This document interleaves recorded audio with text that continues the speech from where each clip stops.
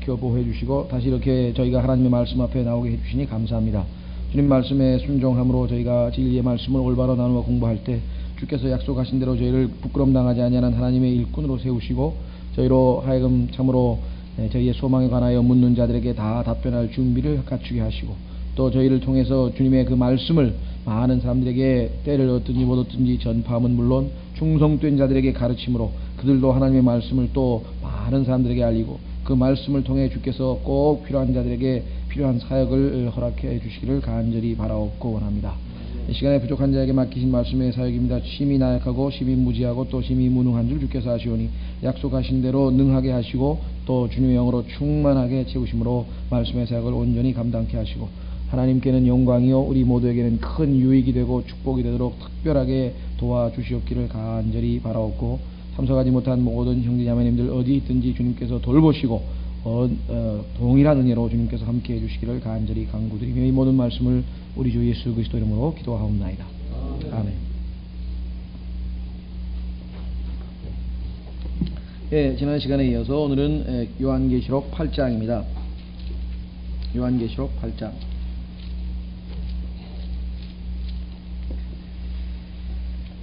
예, 우리는 지난 시간에 하나님께서 여섯 인, 그 다음에 7장에서 하나님께서 환란 때에 사용하시게 될 14만 4천 명의 일꾼들, 그렇죠? 환란 때에 사용하시게 될 14만 4천 명의 일꾼들을 뽑는 모습들을 우리가 살펴봤었고 그들을 통해서 얼마나 많은 열매를 거두었는가를 살펴보았습니다. 자, 오늘 8장은 7번째 인입니다. 7번째 인. 그런데 그 7번째 인은 구체적인 다른 내용이 있는 것이 아니라 7 나팔로 구성되어 있는 것을 보게 됩니다. 자, 그래서 이 8장서부터 11장까지 보시면은 이제 하나님께서 심판이 진행이 되고 또 16장으로 건너뛰면은 16장서부터는 이제 여러분 잘 아시는 것처럼 7 대접이 나오는데 마지막 7 대접 그 두 가지를 비교해 보면은 상당히 유사점이 많습니다. 상당히 유사점이 많아요. 왜냐하면은 그 심판의 대상이 예를 들면 땅이죠. 순서가 땅, 그 다음에 바다, 그 다음에 강, 그 다음에 하늘들, 그 다음에는 사람들, 그 다음에 군대, 그 다음에는 민족들 이렇게 해서 그 심판의 대상이 7개가 다 양쪽 다 일치하는 것을 그러니까 7 대접이나 7 나팔이나 정확하게 일치하는 것을 우리가 보게 됩니다. 자, 우선 7 대접은 맨 끝에 우리가 16장으로 가야 할 테니까 앞부분에 나와 있는 7 인과 그 다음에 지금 여기 나와 있는 그러니까 6 인이죠. 6 인과 6 나팔을 한번 우리가 조금 비교해 보면은 처음에 나와 있는 인은 하나님께서 직접적으로 개입해서 심판하시는 내용은 아닙니다. 처음에 보시면 아시지만 흰말 자가 등장하지 않았습니까? 자, 흰말 자가 등장해서 그 다음에 전쟁이 나고 그 다음에 기근이 있고 그 다음에 순서가 뭐였죠? 역병, 그렇죠?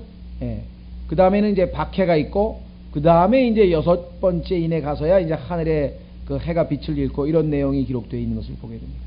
그러니까 6 인의 내용은 하나님께서 초자연적으로 직접적으로 개입해서 심판하시는 내용이 아니라 하나님께서 교회를 데리고 올라가 버리셨어요. 그러니까 이 땅에서 마태복음 5장에서 주님께서 말씀하신 것처럼 빛과 소금의 역할을 하는, 다시 말해서 이 땅의 부패를 어느 정도 억제하고 있었던 그리스도인들이 예수 그리스도의 몸된 교회가 휴거되고 올라가게 되니까 이 땅은 뭐라 그럴까요? 더 이상 제동 장치가 없는 자동차처럼 이제 인간의 모든 죄성이 어떤 그 제한 없이 발휘가 되는 거예요.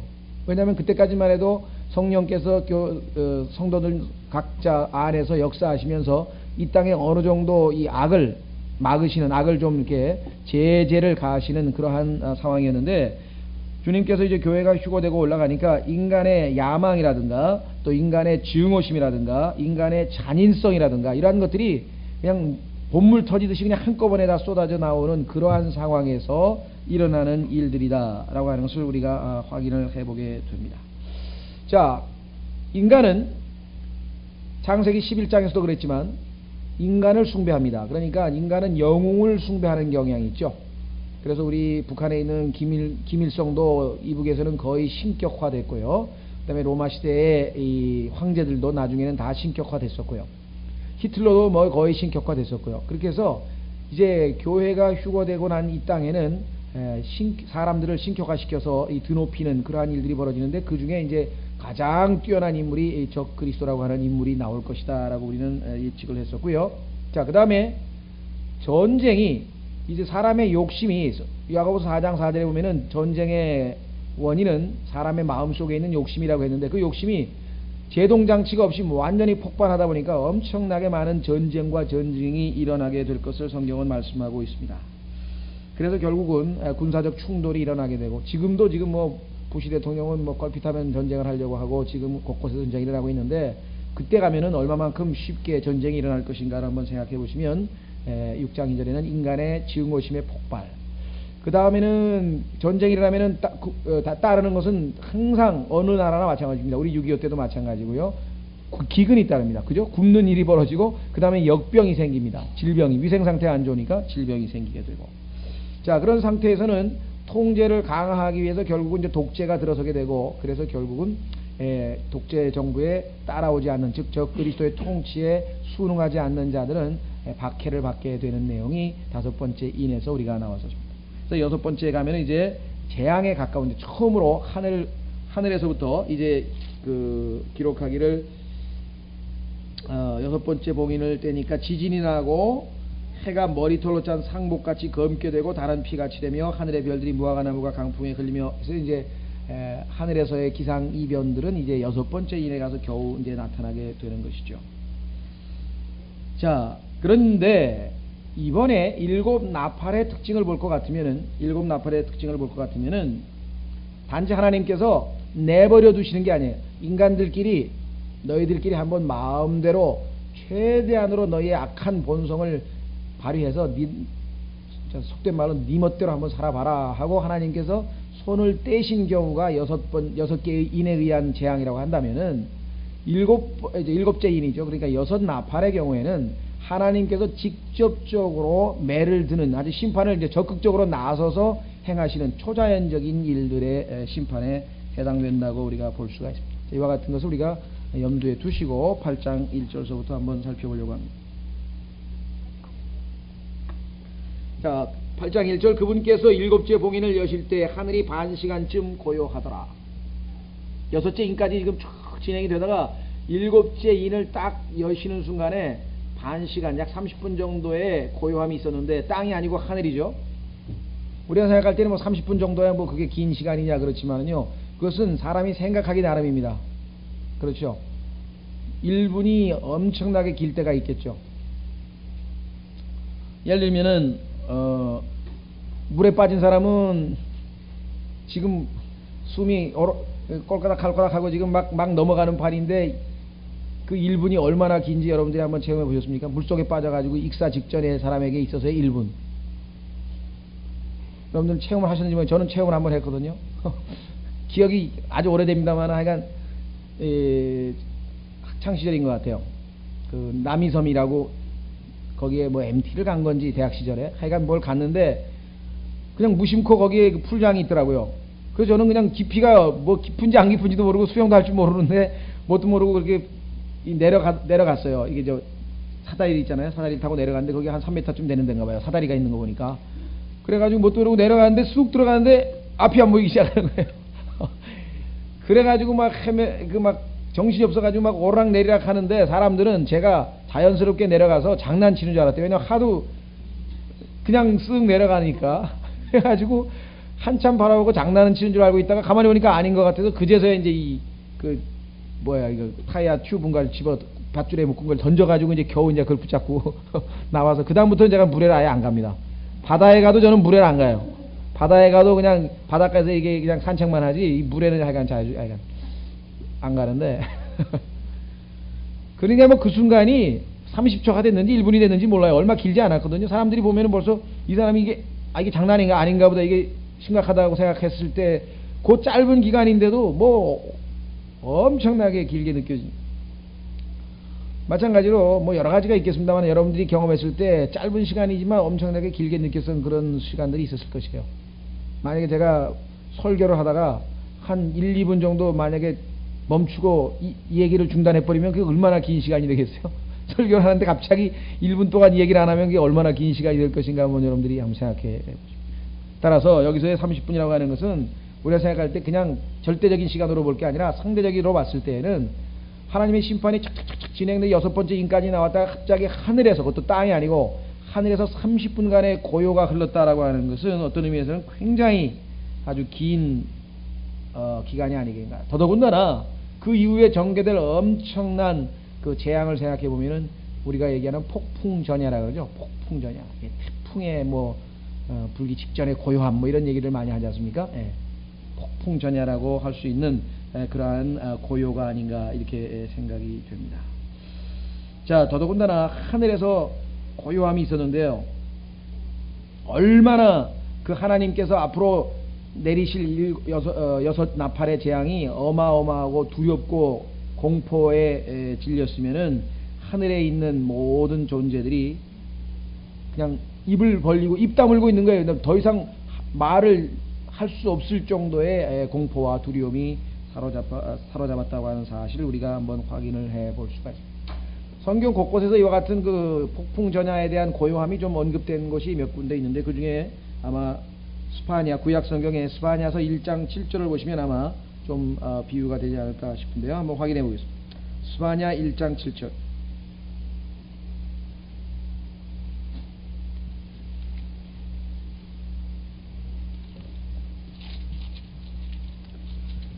스바냐 1장 7절.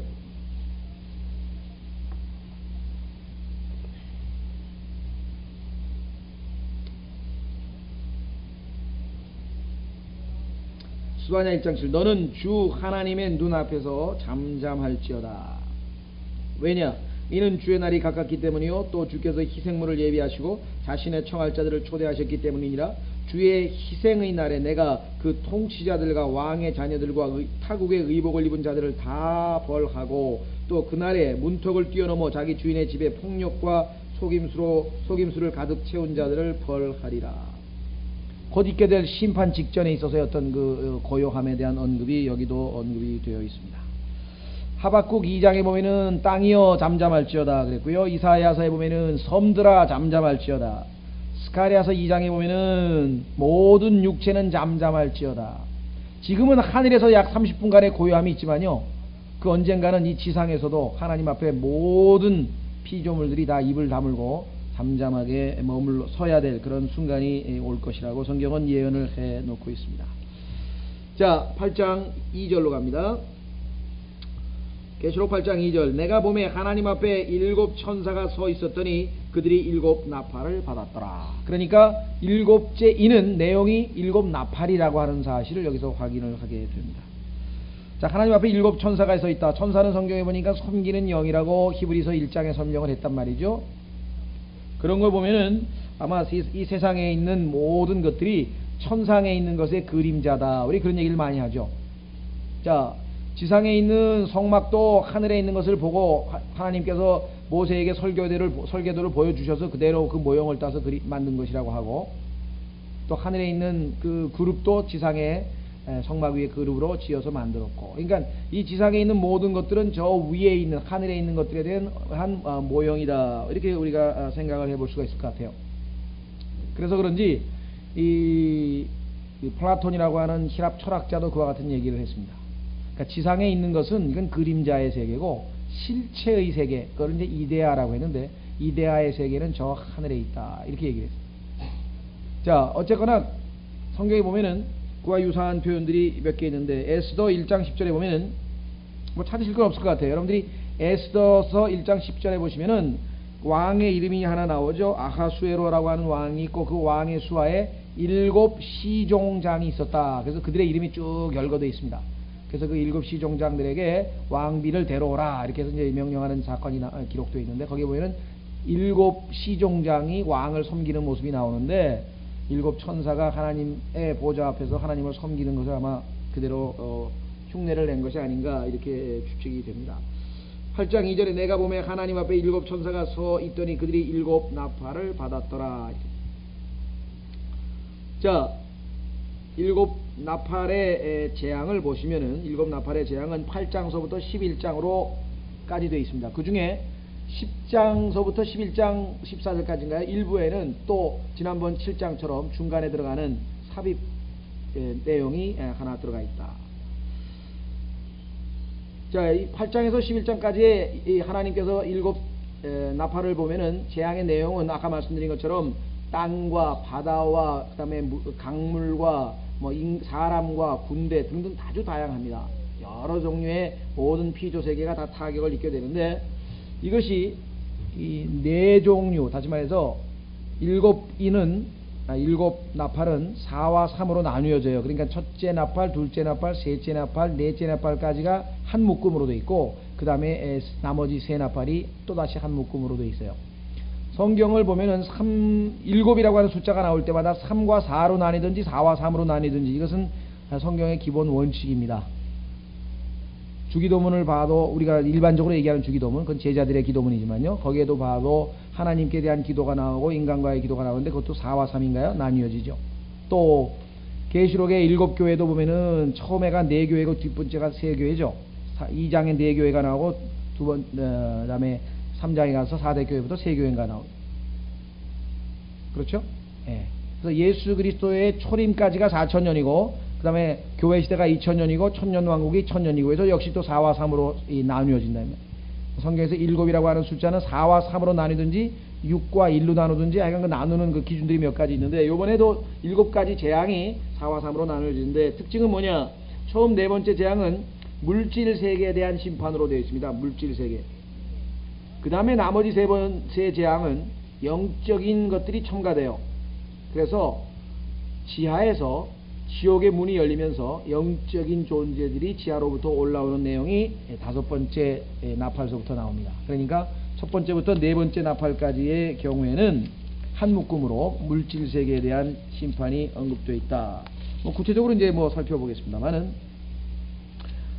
자, 여기서 짚고 넘어갈 것은 나팔입니다. 나팔은 성경에서 여러 가지 의미로 쓰이는데 그 중에서 몇 가지를 한번 가장 중요한 것들을 정리해 보면은 하나님께서 의사표시, 하나님의 뜻을 전달하는 의사표시의 중요한 수단으로 성경에 아주 의미심장하게 많이 등장한다. 첫 번째 나팔은 전쟁에서 싸우러 나갈 때, 전쟁하러 나갈 때에 우리가 나팔을 봅니다. 얼마 전까지만 해도 나폴레옹 같은 사람도 전쟁에 나갈 때 보면은 나팔로 공격 명령을 내리고 그러잖아요. 나팔수가 있어야 되잖아요. 자, 민수기 10장으로 한번 가보겠습니다. 그래서 성경에 보면은 이 나팔 소리를 전쟁의 경보라 이렇게 얘기를 하던데 주님께서 민수기 10장에 보면은 이스라엘 사람들에게도 전쟁 나갈 때 나팔을 불고 그 나팔 소리를 듣고 전쟁을 공격을 하게 되는 거죠. 민수기 10장 9절. 민수기 10장 9절. 또 너희 땅에서 너희를 학대하는 원수와 싸우러 나갈 때 그 나팔들로 경고 소리를 낼지니 그리하면 너희 주 하나님이 너희를 기억하고 너희 원수들에게서 너희를 구원하리라. 자, 10장 1절에 보면은 하나님께서 모세에게 말씀하여 이르시되 너는 은나팔 2개를 만들되 한 덩어리에서 만들고 그것들을 사용하여 지폐를 소집하며 진영을 이동하게 할지니라. 여기 나왔죠? 자, 그러니까 또 다른 기능은 무엇입니까? 진영을 이동시키는 거예요. 자, 그러니까 이스라엘 백성들이 딱 텐트를 치고 장막을 치고 이제 거하고 있다가 구름 기둥이 낮에 움직이면은 나팔을 불어서 자 이제 출정 명령을 내리는 거죠. 밤에도 만약에 불 기둥이 움직이면 이제 또 나팔을 불어서 이동을 시키는데 사용을 하게 되죠. 그 다음에 지폐를 소집하고 그러니까 사람들로 하여금 모여 해서 이제 대열을 이루어서 군대가 밤에 이동하듯이 야간에도 이동하고 주간에도 이동하는 그러한 것들을 할 때 나팔을 불었다. 이것은 아마 하나님께서 이스라엘 백성들이 나중에 그 이스라엘의 남은 자들이 광야로 한때 두때 반때 하나님께서 보호하시기 위해서 이 셀라 페트라라고 하는 그 바위 성읍으로 바위로 만든 성읍으로 이주하게 될 때에 아마 나팔로 신호를 하게 될 것으로 추정이 됩니다. 자, 그뿐만 아니라 성경에 보면은 이 10절 보시면은 인수기 10장 10절에 또 너희의 즐거운 날들과 너희의 엄숙한 날들과 너희의 날들을 시작하는 때에 너희의 번제 헌물 위에와 너희의 화평 헌물의 희생물 위에 그 나팔들을 불지니. 그러니까 명절 때에 나팔을 부는군요. 명절 때. 그 명절에는 여러 가지 행사가 있죠. 희생물을 드릴 때가 있고 헌물을 드릴 때가 있고 그다음에 안식일을 지킬 때도 있고 그렇죠. 사람들을 집회로 모을 때도 있고 희년을 선포할 때도 있고 그다음에 속죄일을 선포할 때도 있고 그래서 여러 종류의 명절들을 지킬 때에 나팔을 불었다. 그 다음에 구약성경 찾지 마십시오. 열왕기 상이나 하에 보면은 왕을 세울 때, 다시 말해서 다윗이 솔로몬을 왕으로 임명해서 사독을 비롯한 제사장과 선지자가 나단이라고 하는 선지자가 이 솔로몬에게 기름을 붓고 나팔을 부니까 드디어 이제 다윗 왕이 솔로몬에게 왕위를 인도하셨다 해서 솔로몬이 왕위로 세워진 것을 기뻐할 때 성경에 보면 나팔을 분 기록을 또 우리가 확인해 볼 수가 있습니다.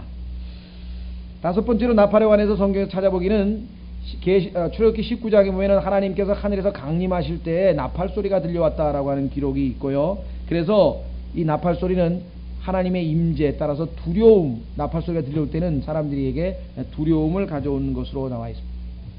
자, 여기도 지금 나팔 소리를 듣고 나서 사람들이 두려워하는 모습이 계시록 8장에도 역력하게 우리가 문맥이 일치하는 것을 보게 됩니다. 자, 그 다음에 여리고를 쳐부실 때 나팔 소리가 들려던데요. 다시 말해서 하나님께서는 경건치 못한 자들을 심판하실 때 역시 나팔을 사용하신 것을 여호수아에서 보게 되고 계시록 18장에서도 바벨론이라고 하는 성읍이 무너지죠. 여리고도 저주받은 성읍, 바벨론도 저주받은 성읍. 여리고는 여호수아에 의해서 무너지고 바벨론은 예수 그리스도는 예수라고 하는 말은 헬라어고 똑같은 단어가 히브리 말로 발음하면 여호수아라 그랬죠. 여호수아하고 예수는 같은 이름이다. 그래서 우리는 신약의 예수 그리스도를 예표하고 있는 구약의 인물이 여호수아다 이렇게 얘기를 하지 않습니까? 자, 그래서 이와 같이 구약 성경을 통해서 나팔이 사용되는 모습들을 우리가 한번 확인을 했는데 그 문맥과 여기 계시록 8장에서 나팔이 등장하는 문맥이 일치한다. 자, 그래서 3절로 2절 내가 보면 하나님 앞에 7 천사가 서 있더니 그들이 7 나팔을 받았더라. 3절 또 다른 천사가 금향로를 가지고 와서 제단 앞에 서고 많은 향을 받았으니 이것은 그로 하여금 그 향을 모든 성도들의 기도와 함께 왕좌 앞에 있는 금 제단 위에 드리게 하려 함이더라. 성도들의 기도와 함께 피어난 향의 연기가 천사의 손에서 나와 하나님 앞으로 올라가더라. 천사가 향로를 취하여 제단의 불로 가득 채워 땅에 내던지니 음성들과 천둥들과 번개들과 지진이 나더라. 그래서 이제 여섯 번째 6절 7 나팔을 가진 7 천사가 나팔을 불려고 준비하더라. 그러면서 이제 7절에서 첫째 천사가 나팔을 불게 됩니다. 자, 여러분들이 이 내용들 3절서부터 5절까지를 보게 될 것 같으면요, 여기 나와 있는 내용들은 성도들의 기도와 연관이 있죠. 그래서 구약 성경에 보면은 향을 피우는 것과 기도와 연관되어 있는 구절들이 곳곳에서 나오게 됩니다. 그래서 향이 위로 쫙 올라가죠. 그래서 하나님께서 그 향을 맡으시면서 향내 맡으면 기분이 좋죠. 향기롭다며. 그런데 그것이 이 성도들의 기도와 연관이 되어 있다. 시편 141편을 보겠습니다. 시편 141편.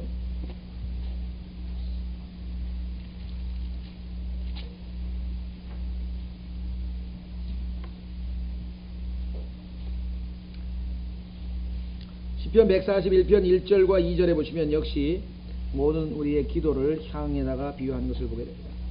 시편 141편 1절 주여 내가 주께 부르짖사오니 속히 내게로 오시옵소서. 내가 주께 부르짖을 때에 내 음성에 귀를 기울이소서. 나의 기도가 주 앞에 향을 올려드림같이 되며 나의 손을 들어 올림이 저녁 희생물을 올려드림같이 되게 하소서. 이 외에도 성경의 곳곳에 기도와 향과의 관계는 반복돼서 나옵니다. 자, 기도가 곧 향이라 그러지 않았죠? 여기 보시면은 계시록 8장 3절에 보시면은 향을 받았는데 그 향을 기도와 함께 왕좌 앞에 있는 금제단 위에 드리게 하려 함이라 그랬어요. 자, 그런데 또 뒷부분에 가면은 향은 성도들의 기도라 이렇게 되어 있어요.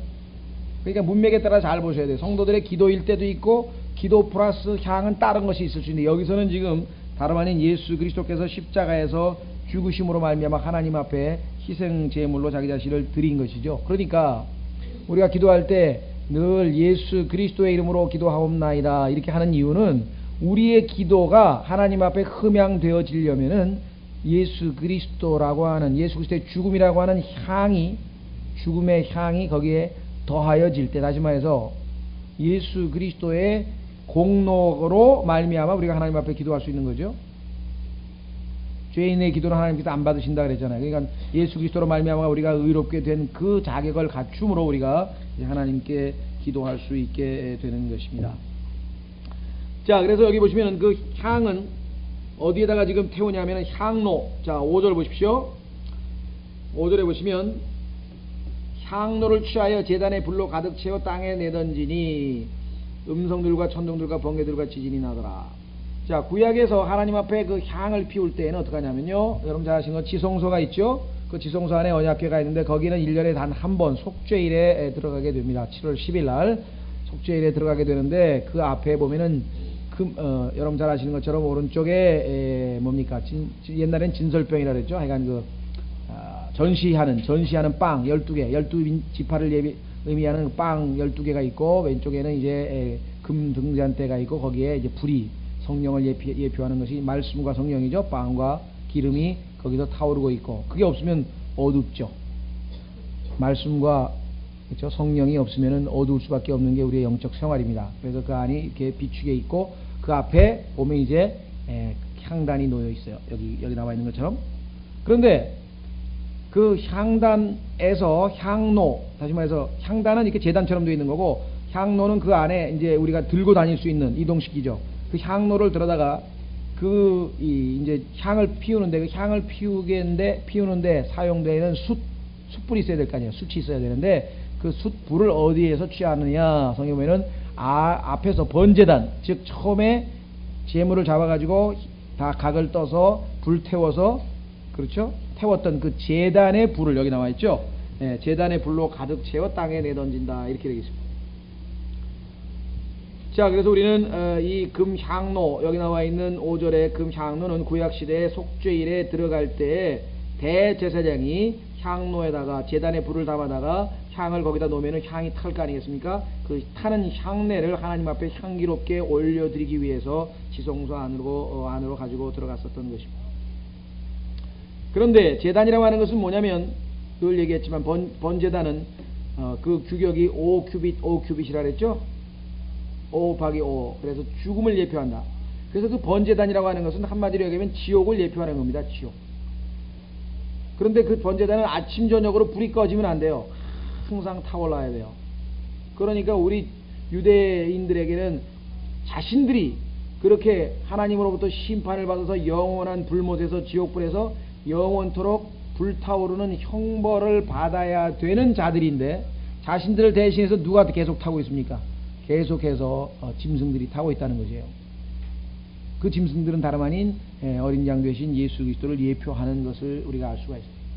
그러니까 그 번제단에 짐승을 잡아서 바치지 아니하면 그 사람은 죄를 사함받을 수 없거든요.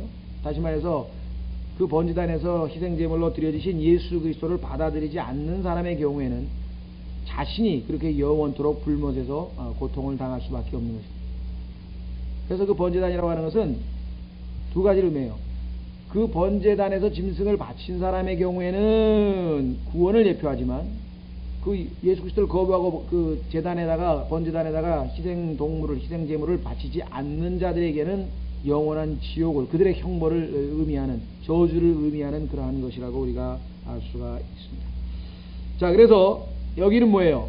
예수 그리스도가 번제단에서 희생제물로, 하나님 앞에 속죄제물로, 화목제물로 드려졌는데, 그 예수 그리스도를 거부한 자들에게 그 제단의 불이, 여기 나와 있잖아요. 이제 던져지는 거예요. 심판의 불이. 5절 보세요. 천사가 향로를 취하여 제단의 불로 가득 채워 땅에 내던지니. 그러니까 지상에 남아있는 자들은 누구였습니까? 우리가 잘 아는 것처럼 예수 그리스도를 거부한 자들이잖아요. 예수 그리스도를 영접했던, 즉 번제물이신 예수님을 영접했던 사람들은 이미 하늘에 다 올라와 있잖아요. 땅에다 지금 던지는 장면이 5절에 나와 있습니다. 음성들과 천둥들과 번개들과 지진이 나더라. 자, 성경의 번제단, 제단이라고 하는 말, 5절에 나와 있는 제단이라는 말이 계시록에 8번이 반복돼서 나옵니다. 좀 유의를 하시고요. 자, 그 다음에 아까 얘기한 것처럼 불로 가득 채워 땅에 내던지니, 하나님께서 마지막 때에 오실 때에는 불로 심판한다고 하는 구절이 굉장히 많습니다. 뭐 다 찾을 수는 없고요. 그 중에서 우리가 구약 성경에서 한 구절만 신약 성경에서 한 구절만 찾죠. 구약은 뭐 너무 많이 나오니까 신약에서 데살로니가 전서에 보면은 데살로니가 후서 1장에 보시면은 이제 주님께서 오실 때 불길 가운데에서 벌 주신다라고 기록을 해 두었습니다. 데살로니가 후서 1장.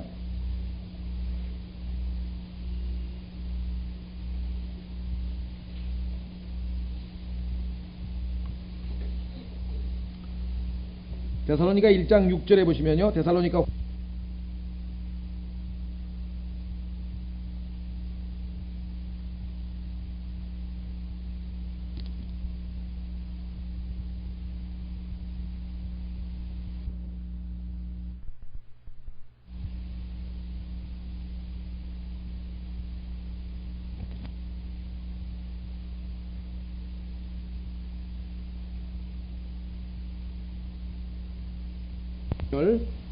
너희를 괴롭게 하는 자들에게는 환난으로 갚으시고 괴로움을 당하는 너희에게는 우리와 함께 안식으로 갚으시는 것이 하나님께는 의로운 일인즉, 주 예수님께서 자신의 강력한 천사들과 함께 하늘로부터 나타나실 때 하나님을 알지 못하는 자들과 우리 주 예수 그리스도의 복음에 순종하지 아니하는 자들에게 타오르는 불로 징벌하시리니.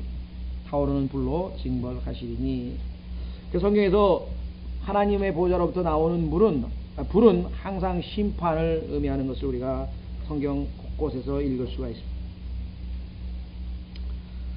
자, 그래서요, 다시 여기가 몇 절입니까? 5절. 자, 불로 가득 채워 땅에 던지니, 그러니까 심판이라고 하는 것을 뭐 우리가 금방 할 수 있고요. 자, 더더군다나 음성들과 천둥들과 번개들과 지진이 나더라 그랬습니다. 음성, 천둥, 번개, 지진, 이것이 이 계시록만 4번이나 반복되는데요. 한번 확인해 보겠습니다. 4장 5절. 이런 표현이 나오면 이건 큰 재앙이 임했다 이런 뜻이죠. 재앙이 임했을 때 나타나는 4장 5절. 그 왕자로부터 번개들과 천둥들과 음성들이 나오고 왕자 앞에는 7 등불이 타고 있으니 이것들은 하나님의 7 영이더라. 자, 8장 5절 지금 우리가 읽은 데 두 번째죠. 자, 그 다음에는 11장으로 가보겠습니다. 11장 19절. 계시록 11장 19절. 이에 하늘에 있는 하나님의 성전이 열리니 그분의 성전 안에 그분의 상속 언약궤가 보이며 또 번개들과 음성들과 천둥들과 지진과 큰 우박이 있더라. 또 16장 18절.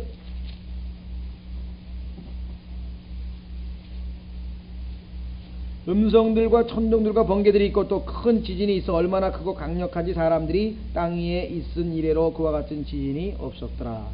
그래서 하나님의 어떤 그 재앙의 특징들을 나타낼 때 이런 표현들이 반복해서 나온다.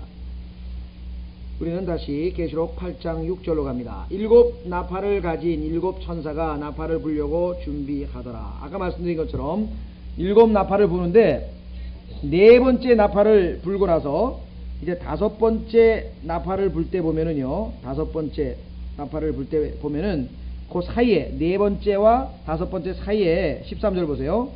또 내가 보고 8장 13절. 또 내가 보고 들으니 하늘 한가운데를 가로질러 날아가는 한 천사가 큰 음성으로 이르되 땅에 거하는 자들에게 화가 있으리니 이는 이제 새 천사가 불게 될 또 다른 나팔 소리들로 인함이라 하더라. 그러니까 처음 네 나팔 소리와 다른 종류의 무슨 특징을 지닌 나팔이라고 하는 걸 알 수 있죠. 더더군다나 거기에다가 화가 있을지어다.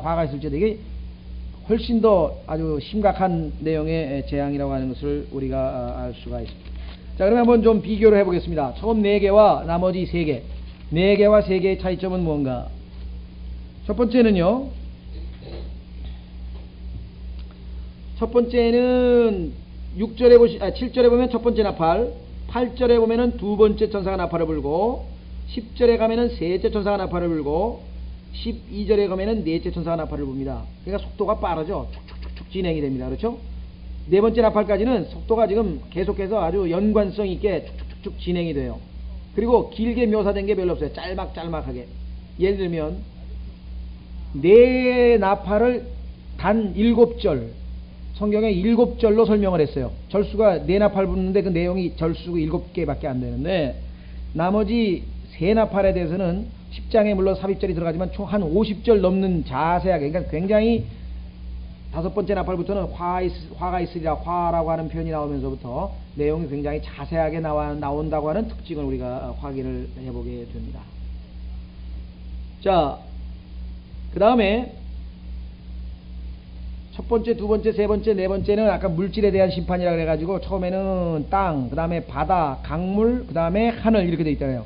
전부 다 이게 왜 지리적 장소에 대한 어떤 그런 물질에 대한 심판인가 하면은 나머지 그 셋을 보면은 사람들에 대한 심판입니다. 그래서 여기 지금 땅에 거하는 자들에게 화로 사람에 대한 심판이 나머지 세 나팔이라고 하는 것을 우리가 알 수가 있죠.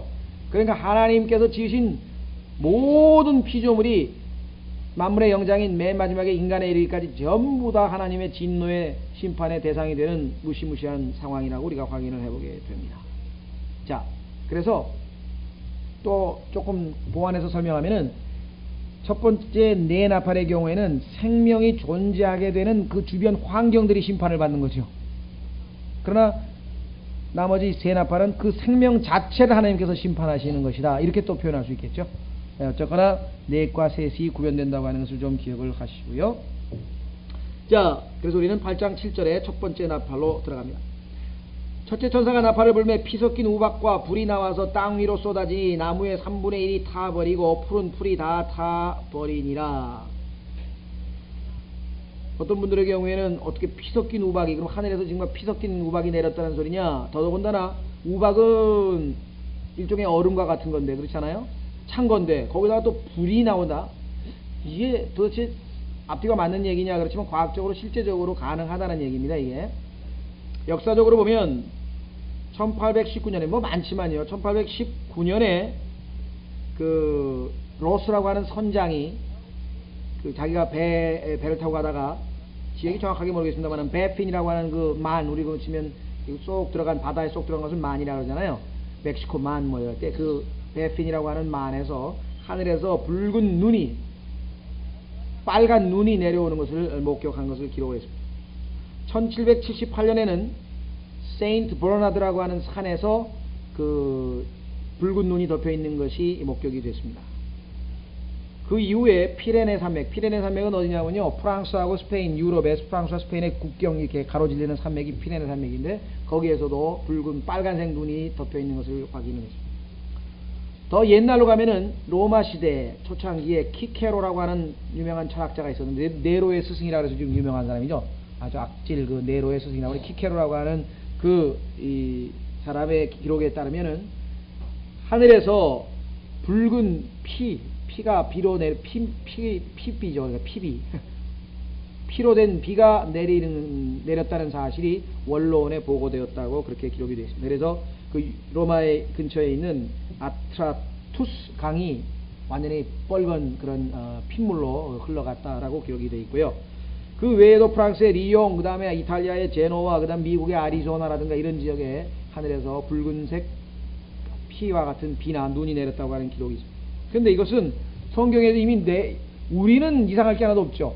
사람들은 정말 그 뭐라면 해외 토픽이나 아니면 믿거나 말거나 뭐 그런 프로그램에나 나와야 될 얘기지만 우리는 요엘서에 이미 그와 같은 것이 예언되어 있었기 때문에 전혀 그 사실로 받아들이는데 문제가 없다는 것입니다. 확인해 보겠습니다. 요엘서 2장 30절. 요엘서 2장 30절에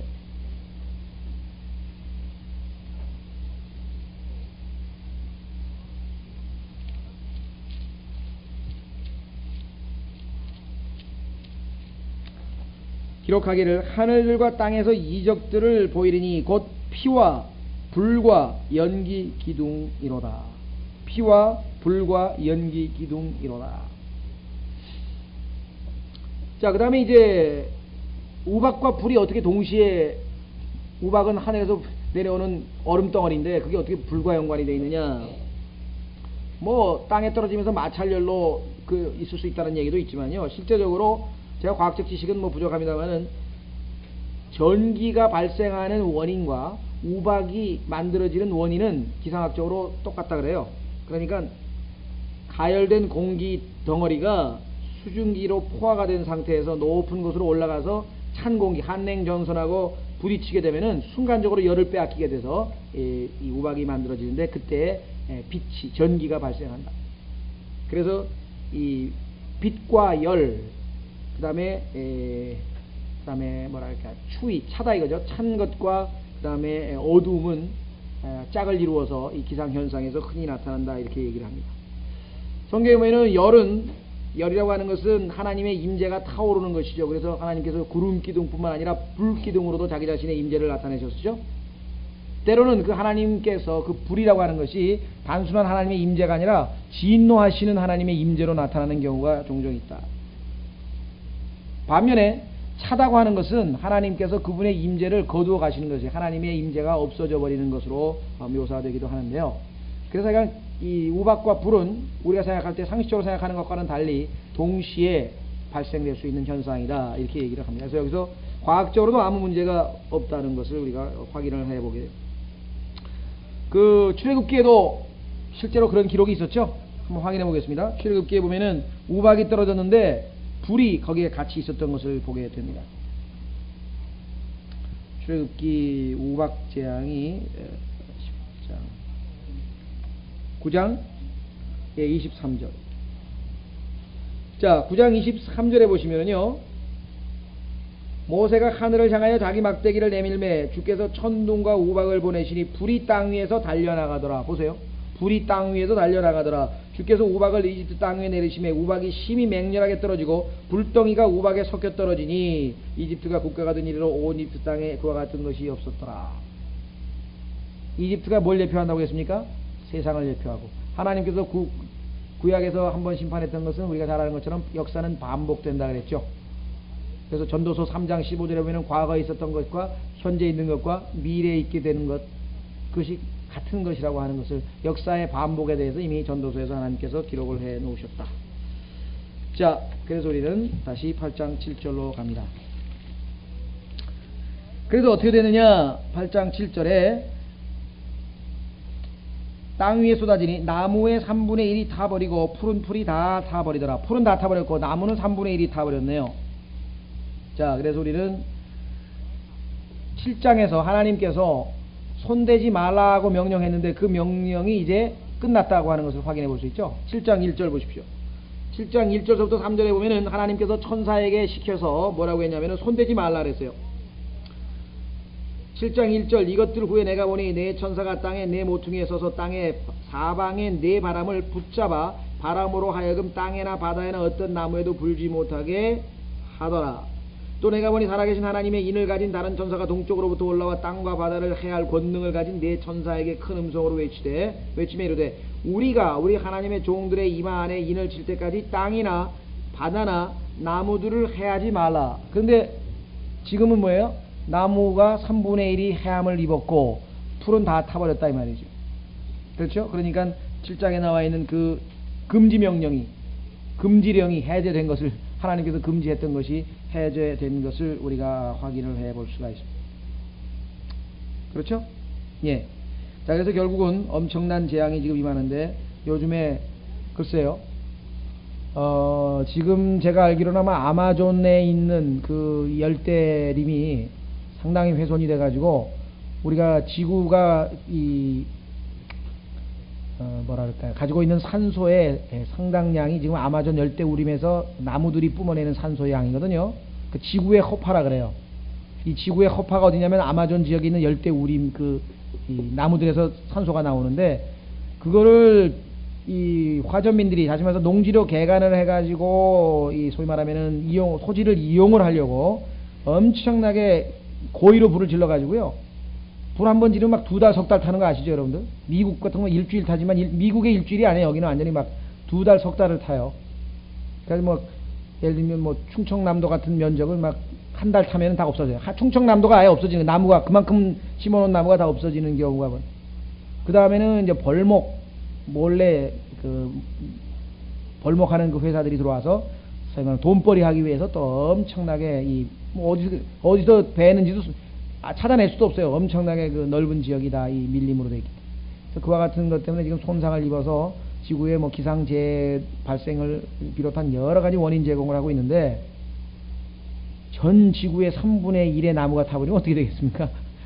그때 가면 뭐 기상 이변이 아니라 매일매일이 이변이야. 오늘 어떻게 되고 내일 어떻게 될지 모르는 나마. 그래서 지금은 그래도 가을이면 그래도 가을이잖아요. 아무리 좀 이상하게 하더라도 가을은 가을이고 여름은 여름인데 그게 다 없어지지 않겠나 싶어요.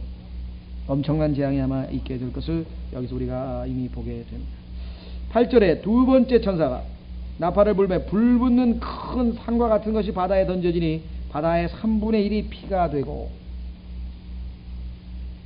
해양 오염에 대해서 여러분들 아마 들어보셨을 터인데요. 1960 몇 년도인가, 하여간 제가 기억이 잘 안 나는데, 미국의 한 그 해양학자가 캘리포니아 바다에다가 그 뭐라나요, 묘비 있잖아요. 묘비를 하나 딱 만들어 가지고 꼽아서 이제 바다는 죽었다. 왜냐면은 그때까지만 해도 이 제초제나 아니면 뭐로 사용했나요? 하여간 이제 비료로 사용했던 그 DDT 있잖아요. DDT. 살충제로 사용했던 DDT가 얼마나 많이 뿌려댔는지 바다의 모든 물고기에서 DDT 성분이 다 검출이 돼가지고 바다가 이제 그때부터 이제 막 금지를 했죠. 못 쓰게 만들어가지고 요즘에 DDT 안 쓰잖아요. 그런 지경까지 왔었는데, 그 이후로 지금 뭐 40년간의 바다가 해양이 오염이 됐습니다.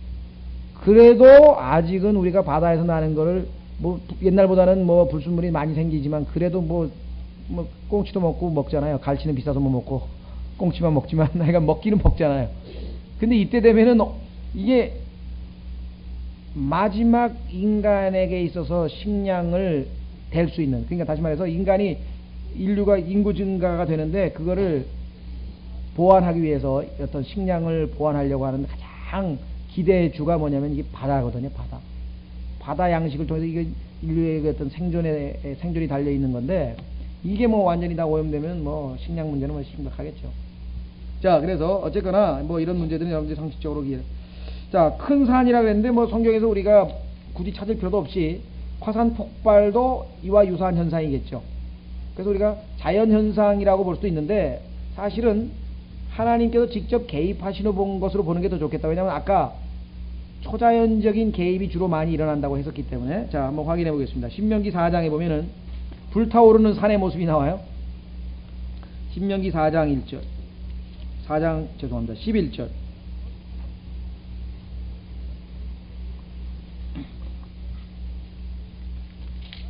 신명기 4장 11절.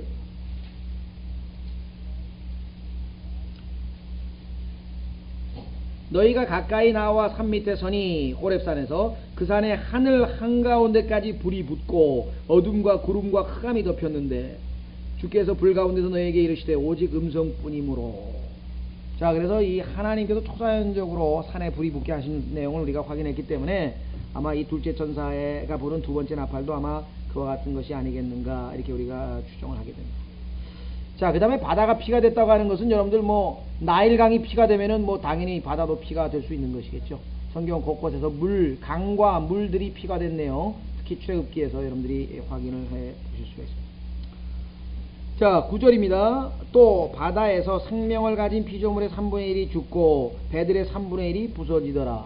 이거는 두 번째 그 재앙의 결과겠죠. 그렇죠? 아까 얘기한 것처럼 그렇게 오염된 바다에서 어떻게 살겠습니까? 자, 말씀하는 것처럼 3분의 1이 죽었다. 지금 전 세계의 그 어획고의 3분의 1이 줄어들면은요, 아마 전 지구가 아마 식량난에 아마 허덕이게 되지 않겠는가. 또 아까는 풀이 다 죽었으니까 어떻게 돼요? 벼나 뭐 밀이나 뭐 이거 다 타버렸잖아요. 나무만 3분의 1 탔지 풀 종류는 다 탔다고 아까 기록되어 있잖아요. 첫 번째 나팔에서. 거기다가 3년 반의 또 기근, 그러니까 뭐 주님께서 왜 대환란의 내용을 전무후무한 그런 전에도 없었고 앞으로도 없을 그런 재앙이라고 말씀하셨는지 충분히 이해가 됩니다. 자, 그 다음에 배들의 3분의 1이 부서졌다. 초자연적인 현상에 의해서. 그러면은 지금 미국의 그 어디입니까? 서쪽 해안에서 뭐 그 하역 작업을 하는 인부들이 지금 이 노동쟁의를 일으켜가지고 하역을 거부해가지고 지금 배들이 다 하역을 뭐 컨테이너를 지금 하역을 못 하고 있거든요. 뭐 그래서 할 수 없이 뭐 미국 대통령이 대법원에게 뭐 어떻게 해가지고 지금 겨우 열흘 만에 했는데 열흘 동안에 우리나라가 뭐 입은 손실도 크고요. 배가 없어서 왜냐면 하역을 하고 다시 돌아와야 이게 다시 로테이션이 되는데 배가 지금 싣고 갈 수가 없는 상황이 돼서 지금 완전히 뭐 이 수출이고 뭐 이게 다 마비가 됐습니다. 싣고 간 물건들은 또 잘못 배에서 썩잖아요. 그러니까 뭐 지금 뭐 수송 대란이 지금 일어나서 굉장한데 이때 되면은 배 3분의 1이 부서지면 어떻게 되겠습니까? 전 세계에 수송 대란이 일어날 것은 너무나 분명합니다. 10절 셋째 천사가 나팔을 불매 등불처럼 타는 큰 별이 하늘로부터 떨어져 강들의 3분의 1과 물들의 근원 위에 떨어지니 이 별의 이름은 쑥이라 하더라. 물들의 3분의 1이 쑥이 되매 그 물들이 쓰게 되므로 많은 사람들이 그 물들로 인하여 죽더라. 이번에는 이제 상수원 오염이네요. 지금 뭐 상수원 그 보호지역에다가 무슨 뭐 음식점을 차려가지고 뭐 생활화수가 뭐 흘러 들어가가지고 강물이 오염이 돼서 뭐 2급 뭐 100급수가 뭐 1급수가 2급수가 되고 2급수가 3급수가 되나요? 그래서 뭐 지금 뭐 상수원 그 이 보호가 아주 뭐 시급하다 뭐 이런 얘기들은 뭐 좀 수없이 많이 들어왔는데 이때 되면 보호고 뭐고 그게 하늘에서 뭐 재가 떨어져 가지고 다 저기 해버렸는데 어떡하냐. 자, 이 그 쑥이라고 하는 큰 별에 대해서는 사람들이 자꾸만 이것을 영적으로 해석하려고 문자적으로 안 받아들이고 영적으로 해석하려고 하는 사람이 있어요. 그래서 어떤 사람들은 이 적그리스도가 나타나 가지고 온 세상을 그의 어떤 그 거짓 사상이나 철학으로 물들이는 것을 이렇게 비유적으로 표현한 거 아니냐 뭐 이렇게까지 해석하는 사람들도 많습니다. 왜냐하면 한마디로 얘기하면 못 믿겠다 이만. 그렇죠? 써 있는 그대로 문자적으로 이게 그렇게 그런 현상이 과연 일어나겠느냐 이게 못 믿는데요. 뭐 하나님께서 하시는 일인데 뭘 못 하겠습니까? 얼마든지 가능성이 있다는 얘기죠. 그래서 뭐 적그리스도가 그의 거짓 사상으로 전 세계를 오염시키는 거라든가 뭐 그 이외에도 뭐 여러 가지 이유를 대서 이 구절들이 실제적으로 하늘에서 별이 떨어지는 것으로는 안 보려고 하는 경향이 많지만 성경대로 믿는 사람들의 경우에는 1차적으로 문자적으로 아무 문제 없으면 그냥 받아들이는 것이에요. 그죠? 믿는 겁니다. 그대로 믿는 거예요.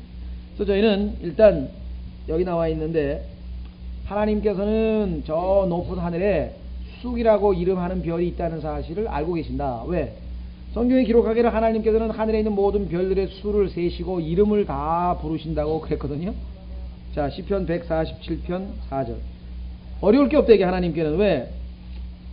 하나님께서 저 하늘에 그 수천억 개의 별이 있고 태양계, 그런 태양계 같은 은하계가 또 200만 개가 있대요.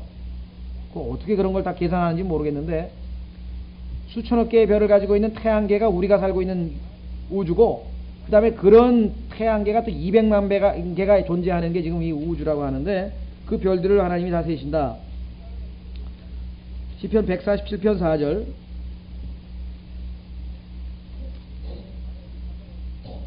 그분께서 별들의 수요를 세시고 그것들을 다 그 이름대로 부르시는도다. 어마어마하신 분이죠, 하나님이. 그래서 우리는 전능하신 분이라고도 하고 위대하신 분이라고도 하고. 어떤 분이 그런 얘기했어요. 어떤 한 사람의 신앙을 측정하는 것은 그 사람이 알고 있는 하나님이 어떤 하나님인가를 알아보면 된다. 어떤 사람의 하나님은 항상 이 사람이 알고 있는 하나님은 이 스케일이 너무 좁아가지고 말이죠. 예? 맨날 하나님 이거 해주십시오, 이거 해주십시오, 맨날 기도 응답해주는 그런 옆에서 돕는 어떤 그런 하나님으로만 알고 있는 사람이 있고. 그건 성경에 보니까 뭐 어마어마하신 하나님이잖아요. 제가 옛날에 알고 계셨던 지금 뭘 하시는지 모르겠어요. 저에게 초반에 신앙생활에 상당히 도움을 주셨던 분인데 그분이 그런 고백을 간증을 제가 하는 걸 들었었어요. 옛날에 81년도에 무슨 간증이냐면은 성경을 읽다가 자기가 하나님께서는 너희 머리카락을 다 세신다. 그게 안 믿겨지더라고요. 아니 내 머리카락이 지금 몇 개인데 그러잖아요. 근데 이거를 다 세시는 것뿐만 아니라 전 세계에 있는 모든 사람들이 머리카락을 다 센다, 하나님이. 과연 그게 가능하겠는가 하고 자기가 고민을 했다고 그런 얘기를 하더라. 그래서 하나님 앞에 뭐 기도를 했는데, 능히 그러실 수 있는 하나님이시기 때문에 뭐 이런 얘기를 나중에 자기가 뭐 믿음을 얻었다는 그런 간증을 제가 들었는데요. 하늘에 있는 그 수없이 많은 별들 수천억 개 곱하기 200만 개면 또 얼마나 되겠어요? 근데 그거를 다 일일이 세신다? 자, 어쨌거나 하나님께서 말씀하시면 그대로 믿으면 됩니다. 하늘에는 하여간 쑥이라고 이름하는 그러한 별이 하나가 있는데 그 별이 이제 떨어질 것이다. 그런데 왜 등불처럼 타냐? 이거는 뭐 여러분들이 과학적으로 상식적으로 이해할 수 있습니다. 여러분들 여기 보시면은 등불이라 그랬죠? 등불처럼 타는 큰 별. 이건 뭐 여러분들이 유성 현상이라고 하는 것을 우리가 여러분들이 바깥에서 그 별똥별이라고 하죠. 그 유성이 지구 안으로 들어오면은 마찰 때문에 불이 붙습니다. 그렇죠? 예. 그래서 이 영어로는 이거 슈팅 스타라고 하는데요. 마치 총 쏠 때 불이 팍팍팍 나는 것처럼. 그래서 그 유성의 현상에서도 우리가 찾아볼 수가 있습니다. 그러니까 실제적으로 어떤 별이 하늘에서 떨어져 가지고 별똥별이 지구의 모든 그 수원지, 우리가 물을 먹는 그 수원지에 떨어질 수가 있다 이 말이겠죠. 자, 그런데 왜 이름이 쑥이냐? 별의 이름이 쑥인데 실제로 쑥이라고 하는 단어는 성경에 보면은 식물의 이름이죠. 어떤 식물이냐? 아주 쓴맛을 지니고 독성이 있는 그러한 식물의 이름입니다. 성경 곳곳에 이 쑥에 대한 얘기가 많이 나와요. 한번 확인해 보겠습니다. 신명기 29장 18절.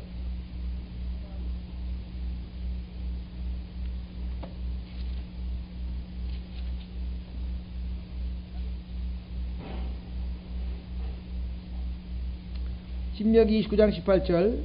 두렵건대 너희 중 남자나 여자나 가족이나 집하나 이날 그 마음이 주 우리 하나님으로부터 떠나 이 모든 민족들의 신들에게로 가서 그것을 섬길까 염려하며 또한 너희 가운데 쓴 것과 이 나와있죠. 쓴 것과 쑥을 내는 뿌리가 생겨서 이게 쑥이라고 하는 말이 표현됐고요. 그 외에도 잠언, 레위기, 예레미야, 아모스서 등등등등에서 보면은 이 쓴 물질이라고 하는, 쓴 식물이라고 하는 것을 우리가 알게 됩니다. 자, 그래서 그것이 물에 떨어져 가지고 결국은 어떻게 됐느냐? 물이 쓰게 됐다. 여러분 생각에는 그게 가능하겠냐? 가능하죠. 하나님이 하시면은. 실제적으로 역사에 기록이 있어요. 알루샨 열도라 그러면 저기 아마 어디죠? 알루샨 열도가 지리적으로 소련하고 미국 사이에 있는 그 쿠릴 해협 거긴가요? 예, 그쪽에 알루샨 열도라고 하는 그 지역에 있는데 그 지역의 섬에 강물들이 다 오염이 돼서 그 물맛이 썼다라고 하는 기록이 1823년 3월 21일 그런 현상이 발견된 것이 실제적으로 나와 있습니다. 또 뭐 실제적으로 앞으로 그런 일이 있을 것에 대해서 조금 더 의심의 염려가 없다는 얘기죠. 자, 그럼 마지막으로 어디입니까? 물들이 쓰게 되므로 많은 사람들이 죽게 되더라 그랬죠. 많은 사람들이 죽게 되더라. 당연하죠. 물이 오염이 됐으니까 바이러스가 감염이 되든 어떻게 되든 간에 죽게 될 것은 너무나 분명합니다. 네, 좀 쉬었다가 우리는 넷째 천사서부터 시작해서 계속해서 넷째 천사부터 시작을 하겠습니다.